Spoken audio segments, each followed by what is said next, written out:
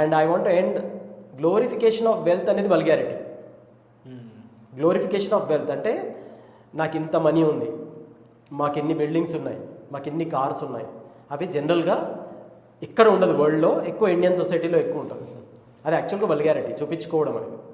Similarly glorification of your problems is also vulgarity. Yes, నాకు ఎన్ని problems ఉన్నాయి, నాకు ఇన్ని అప్పులు ఉన్నాయి, లేదా నాకు బ్రేకప్ అయిపోయింది, నా బాధ నీకేం తెలుసు అని చెప్పి పొద్దున్న లేస్తే దాని గురించి స్టేటస్లు పెట్టడము, నీ చుట్టూ వాళ్ళని కూడా టాక్సిసిటీతో, అది కూడా వల్గారిటీ.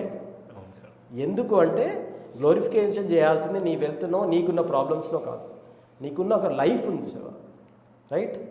అది ఫస్ట్ గ్లోరిఫై చేసుకోవాలి.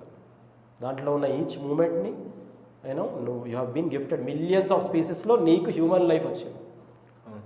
And human life is very special because నువ్వు ఎవ్రీ సెకండ్ నువ్వు వాట్ ఎవర్ యూ వాంట్ నువ్వు రియాక్ట్ అవుతున్నావు, నువ్వు ఎమోషన్స్ ఎక్స్ప్రెస్ చేస్తున్నావు, రైట్? ఈ ప్లేస్ నచ్చకపోతే పోవడానికి వేరే ప్లేస్ ఉంది, రైట్? వీళ్ళు నచ్చకపోతే హ్యాంగ్ అవుట్ అవ్వడానికి వేరే వాళ్ళు ఉన్నారు, right? Huge universe is huge కదా. సో అందుకే human life is so valuable. దాన్ని